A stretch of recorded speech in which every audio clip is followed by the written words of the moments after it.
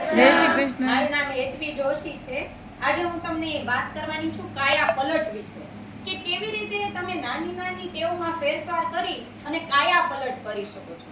આપણા લેડીઝનું કેવું હોય કે આપણે પતિને કેમ ખુશ રાખવો, સાસુ સસરાને શું ગમશે, બાળકોને શું ભાવશે, આપણે બધા વિશે, દુનિયા વિશે, બધા વિશે વિચારીએ. પણ જ્યારે આપણી જાત વિશે વિચારવાનું આવે ને, ત્યારે આપણે આંખ આડા કાન કરી લઈએ છીએ. તો આજે આપણે આપણી આંખ ખોલવાની છે અને આપણને કયા કયા પ્રશ્નો નડે છે આજે એનો ઉકેલ મેળવવાનો છે. તો લેડીઝને સૌથી પહેલા જો કોઈ પ્રશ્ન નડતો હોય તો વજનનો છે, કે વજન વધી જાય છે અથવા મેન્ટેન નથી રહેતું. તો આપણે વજન કેવી રીતે ઉતારી શકાય? આજે કોઈ દવા, પાવડર કે ગોળીની વાત નથી કરી. સરળતાથી તમે કેવી રીતે ધીમે ધીમે તમારું વજન ઉતારી શકો અને એને મેન્ટેન કેવી રીતે રાખી શકો. હવે તમારા બધામાંથી પોતાની પર્સનલ ડાયરી કોની પાસે છે કે જેમાં પોતાના વિશે કંઈક લખતા હોય? કોઈ પણ. અરે વાહ, સરસ. જો નથી ડાયરી તો તમે એક ડાયરી બનાવો. કારણ કે આપણે જો બોડીને જોવું હોય તો અરીસો હોય કે આપણે કેવા લાગી છે, પણ મનને જોવું છે ને તો આપણી પાસે કાંઈ નથી. તો આ ડાયરી છે ને એ આપણા મનનો અરીસો છે, જેમાં તમે તમારા ઇમોશન લખો, તમારે શું કરવું છે, તમારામાં શું ફેરફાર લઈ આવવો છે. તો આ ડાયરી, એક પર્સનલ ડાયરી બધા પાસે હોવી જ જોઈએ. જો આપણે આપણી જાતને બદલવી છે ને તો આ ડાયરી બેસ્ટ છે. તો પહેલા એક ડાયરી લો. હવે ડાયરીમાં લખો કે આજે કઈ તારીખ છે અને કઈ તારીખ સુધીમાં મારે વજન ઉતારવો છે. આજે આ તારીખ છે, મારે સ્પેસિફિક આ તારીખ સુધીમાં મારો આટલો વજન ઉતારવો છે. કારણ કે લખેલું હોય ને એટલે મગજને નકશો મળી જાય કે મારે આ પ્રમાણે કરવાનું છે. હવે આપણે રાજકોટ જવું છે તો આપણે નકશો નથી, આપણને ખબર નથી કયો રસ્તો છે, તો આમ આડાવડા જાશું તો રાજકોટ આવશે નહીં આવે. એવી જ રીતે આપણે આપણા મગજને નકશો આપવાનો છે કે તારે આ પ્રમાણે વર્તવાનું છે. જ્યારે તમે લખો ને ત્યારે એ સાચું પડવાની શક્યતા 90% વધી જાય છે. એટલે પહેલા તો લખવાનું શરૂ કરો. જે આપણે વર્ષો પહેલા મૂકી દીધું છે ને એ લખવાનું શરૂ કરો. બરાબર? તો આપણે સ્પેસિફિક લખવાનું છે કે આટલા ટાઈમમાં મારે આટલો વજન ઉતારવાનું છે. હવે લખે તો ખાલી ઉતારશે નહીં, પગલાં લેવા પડશે ને એના માટે. તો એના માટે 2-3 રસ્તા છે કે તમે જીમ જોઈન કરી શકો, ઘરે એક્સરસાઇઝ કરી શકો અથવા યોગા કરી શકો. તો આમાં હું તમને યોગા સજેસ્ટ કરીશ, કારણ કે હું ઘણા વર્ષોથી કરું છું અને મને બેનિફિટ મળે છે, એટલે હું તમને કહું છું. આપણે જે ખોરાક ખાઈએ છે ને એમાંથી એસિડ બને છે અને એસિડ છે ને એ આપણા સાંધામાં જમા થઈ જાય. એટલે આપણને સાંધાના દુખાવા મોસ્ટ ઓફ બધાને થાય છે, સાંધાના દુખાવા. તો એનું કારણ છે આ ખોરાકમાંથી બનેલો એસિડ. જો તમે રેગ્યુલર યોગા કરશો ને તો આ એસિડ બનશે જ નહીં, અને જો હશે ને તો એ ક્લીન થઈ જશે. એટલે તમને સાંધાના દુખાવામાં 100% રાહત થઈ જશે. તો યોગાને ડેઈલી બનાવો. રોજે રોજ જેટલું જમવું જરૂરી છે એટલા જ યોગા કરવા જરૂરી છે. બરાબર? તો વજન ઉતારવાનું પહેલું પગથિયું છે યોગા કરવાનું. તમે મને યાદ કરાવજો, હું ગ્રુપમાં લિંક નાખી દઈશ. 14 દિવસ ફ્રી યોગા છે. હું જે ઓનલાઈન યોગા કરું છું ને એમાં મારી યારે લગભગ 30,000 થી 40,000 લોકો યોગા ઘરે બેસીને કરે છે. કારણ કે આપણને સમયનો પ્રોબ્લેમ બહુ થાય છે લેડીઝને. એટલે તમે ઘરે બેસીને ઓનલાઈન યોગા શરૂ કરી શકો. 14 દિવસમાં જ તમને ફેર લાગવા મળશે કે કેટલો બોડીમાં ફેર છે. બરાબર? હવે તમને ખબર છે કે આપણા બોડીની અંદર કેટલી નળી છે? આ શ્વાસ નળી, અન્નળી છે ને એ કેટલા કિલોમીટર લાંબી હશે અંદાજે? ગણતા હોય તો આવડે. તો હું કહું, ચાલો 96,000 કિલોમીટર લાંબી. એટલે કેટલી થઈ? આખી પૃથ્વીને એક આંટો મારે, બીજો આંટો મારે અને ત્રીજો અડધો આંટો મારે. અઢી આંટો મારે ને એટલી નળી આપણા બોડીની અંદર છે. વિચારો, આટલી નળી છે તો આપણે ખોરાક લઈ એને પચવા માટે, આ ખોરાકને ક્લીન કરવા માટે કેટલા પાણીની જરૂર પડે અને આપણે કેટલું પાણી પીએ? વિજ્ઞાન એમ કહે છે કે 8 થી 10 ગ્લાસ ઓછામાં ઓછું પાણી પીવું જોઈએ. પણ જો તમે એટલું નથી પીતા તો બોડીની અંદર જેટલું પાણી છે ને શરીર એને શોષવાનું ચાલુ કરે અને એટલે પછી બધી બીમારી થાય છે. એટલે પૂરતા પ્રમાણમાં શરીરને પાણી આપવું ને તો જ આપણે આ યોગા જે કરીએ છીએ ને એ લેખે લાગશે. કારણ કે એક વસ્તુ ફોલો કરવી પડશે, ખાલી યોગા કરવાથી નહીં થાય. એટલે પાણી પણ એટલું જ જરૂરી છે. બરાબર? હવે યોગા આવ્યા પછી પાણી. હવે આપણે વાત કરી હેલ્ધી ડાયટ વિશે. તો તો હેલ્ધી ડાયટ પણ એટલી જરૂરી છે. આપણા ગુજરાતીઓનો ખોરાકમાં લગભગ તમે જોશો કે પ્રોટીન ઓછું હોય છે. તો તમે ફણગાવેલા કઠોળ રોજ લેવાનું ચાલુ કરો. ફણગાવેલા કઠોળમાંથી પૂરતા પ્રમાણમાં પ્રોટીન મળે છે. એવી જ રીતે લીલા પાંદડાવાળા શાકભાજી, ફ્રૂટ્સ, નટ્સ, આ તો આપણી બધી આપણને ખબર જ છે. પણ હું તમને એક એડ વસ્તુ કહું ને, જે હું રોજ કરું છું, તો બપોરે જમવામાં ગોળ અને દાળિયા આ વસ્તુ તો લેવાની જ. ગોળમાં છે ને આયર્ન હોય એટલે એ લોહી બનાવે, અને દાળિયામાં કેલ્શિયમ હોય એટલે એ હાડકાને મજબૂત રાખે. એટલે શરૂઆતમાં તકલીફ થશે કે જમવામાં ગોળ દાળિયા, પણ ધીમે ધીમે તમને આદત પડી જશે.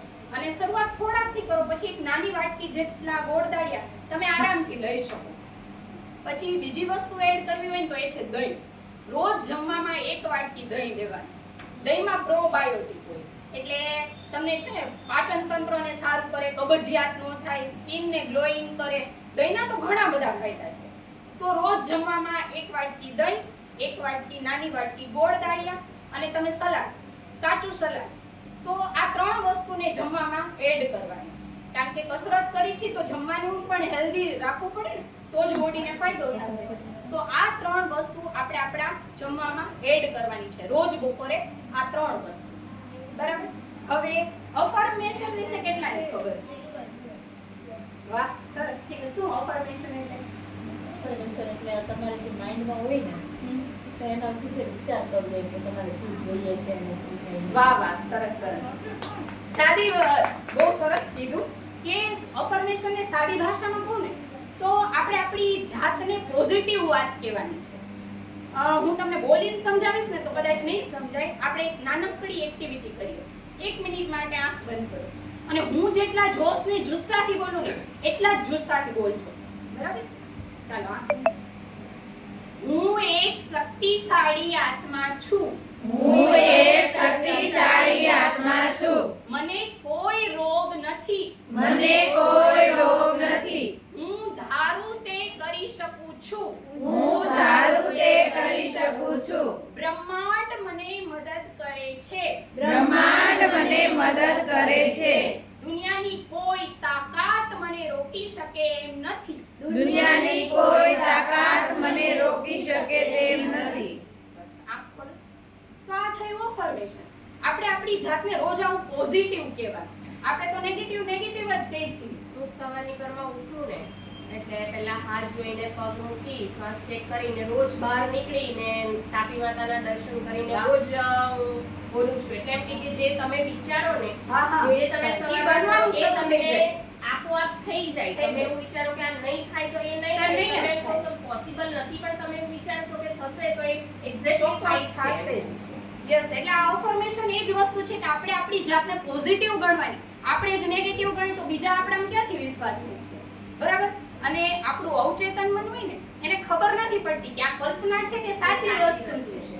ઈ બેમાં ભેદ નથી કરી શકતું. એટલે તમે સતત જે વસ્તુ કહેશો ને એટલે ઈ એને સ્વીકારવા માંડશે કે યસ, હું આવું જ છું. મને કોઈ રોકી શકે એમ નથી. હું ધારું તે કરી શકું છું. ભગવાન હંમેશા મને મદદ કરે છે. એટલે આ બધું સાચું બનવા માંડશે. પણ આના માટે તમારે રોજ સમય કાઢવો પડશે. એક દિવસમાં આ વસ્તુ નહીં થાય. 5 મિનિટ અફર્મેશન ઓન્લી 5 જ મિનિટ માંગે છે તમારી પાસે. સવારમાં 5 મિનિટ. એમાં સંદીપ મહેશ્વરીનું અફર્મેશન બેસ્ટ છે. તમે YouTube માં સર્ચ કરજો અથવા લિંક હું નાખી દઈશ. બહુ બેસ્ટ છે. ખાલી 5 મિનિટ તમારા માટે કાઢો. બરાબર? હવે વાત કરું મેડિટેશન. તો આપણે જેમ ખોરાકની જરૂર પડે છે ને શરીરને, એવી રીતે મન ને મગજને મેડિટેશનની જરૂર પડે છે. અત્યારે આપણને બધાયને ખબર છે કે આપણી પાસે બધુંય છે પણ મનની શાંતિ નથી. તો આ મનની શાંતિ છે ને એ મેડિટેશન થી જ મળશે, બાકી કોઈ રસ્તો નથી.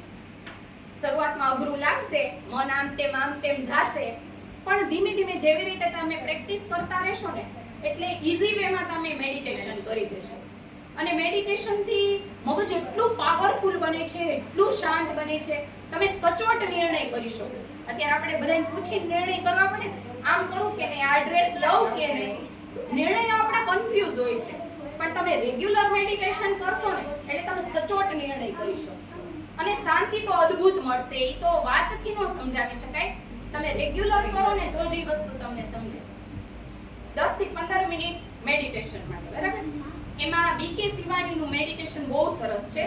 શરૂઆતમાં 15 મિનિટ તમે કરશો ને 2-3 દિવસમાં જ તમને શાંતિનો અનુભવ થવા મળશે. તમને લાગશે કે મગજ કેટલું શાંત થઈ રહ્યું છે.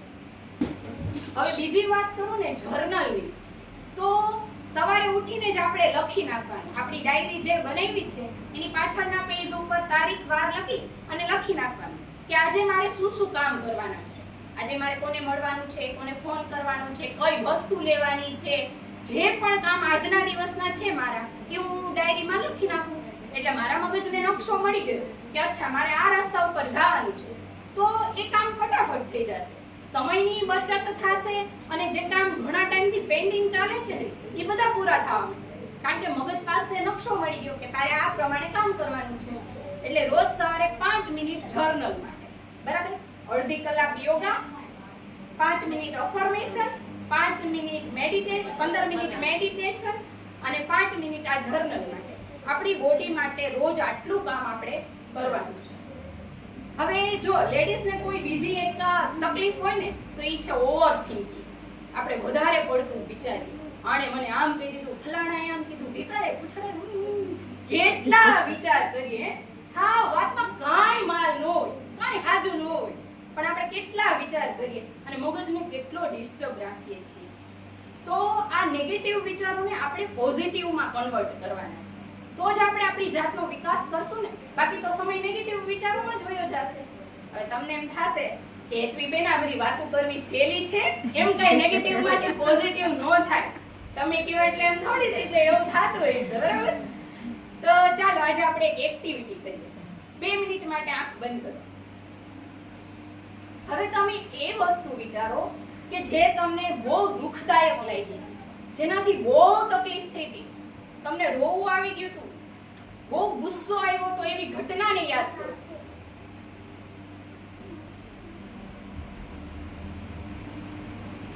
બરાબર. હવે એવી વસ્તુને યાદ કરો જેનાથી તમને બહુ ખુશી મળી હતી, તમને આનંદ થયો તો, એ દિવસે એમ થયું હતું કે આજનો દિવસ તો બેસ્ટ છે.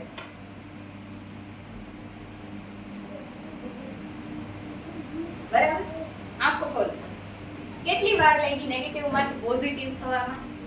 એક જ સેકન્ડમાં સ્વિચ થઈ ગયા ને તમે. તો બસ આમ જ કરવાનું છે.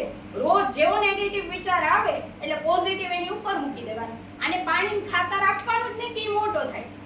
જો રોજ આવી રીતે કરીએ તો ધીમે ધીમે નેગેટિવ વિચાર આવવાના જ બંધ થઈ જાય. અને એકવાર તો કેવું થાય કે મગજ એક નેગેટિવ વિચાર આવશે ને તો મગજ એમ કે આ ફાલતુ વિચાર છે, આને જવા દે. અને પોઝિટિવની સંખ્યા જ વધી જશે કે નેગેટિવ વિચાર આવવાના જ બંધ થઈ જશે. પણ આ 2-3 દિવસમાં નહીં થાય. આના માટે સતત કામ કરતું રહેવું પડશે. નેગેટિવ વિચાર આવે ને એટલે એને ઉગવા જ નહીં દેવાનો, એને ઉભો જ નહીં થવા દેવાનો, તરત એને બેસાડી દેવાનો અને પોઝિટિવ વિચાર ચાલુ કરી દેવાનો. બરાબર. તો જે અત્યારે આપણને ઇમોશનલ ટ્રોમા થાય છે ને, જે ગુંગળામણ, તકલીફ, ઈર્ષા, ઈગો, કેટલી બધી લાગણી આપણને આગળ વધતા અટકાવે છે, જે આપણને ને આપણા ફેમિલીને બધાને દુખી કરે છે, લેડીઝને તકલીફ આપે છે. તો એ આ બધા ઇમોશન્સના લીધે. તો જો તમે આ ઇમોશન્સને કંટ્રોલ કરી શકો ને તો તમે કાયા પલટ કરી જ શકો. પહેલા શારીરિક અને પછી માનસિક. આવી રીતે તમે આખું તમારું જીવન બદલી શકો. જો તમને લાગતું હોય ને કે આ બધી વસ્તુ કરવાથી ખરેખર આપણે આપણી કાયા પલટ કરી શકીએ તો એકવાર 21 દિવસ માટે ટ્રાય કરો. કારણ કે વિજ્ઞાન એમ કહે છે કે કોઈ વસ્તુ તમે 21 દિવસ કરો એટલે એ આદત બની છે.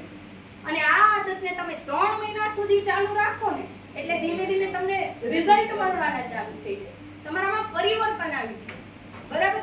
તો આ બધી વસ્તુને સમજજો કે કેટલી જરૂરી છે અને 21 દિવસ ટ્રાયલ કરો. ખરેખર તમારી કાયા પલટ થઈ જશે.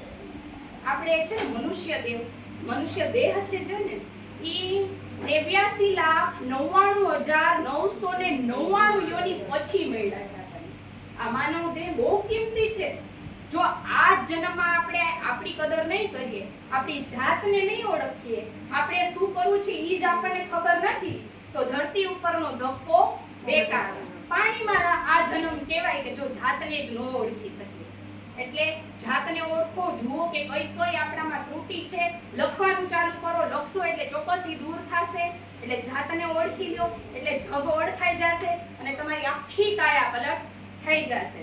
તો મને લાગે છે આજે તમને કંઈક તો શીખવા મળ્યું જ હશે અને ચોક્કસ તમે બધા અપનાવજો અને જીવનમાં ખૂબ ખૂબ આગળ વધો એવી અપેક્ષા સાથે જય શ્રી કૃષ્ણ.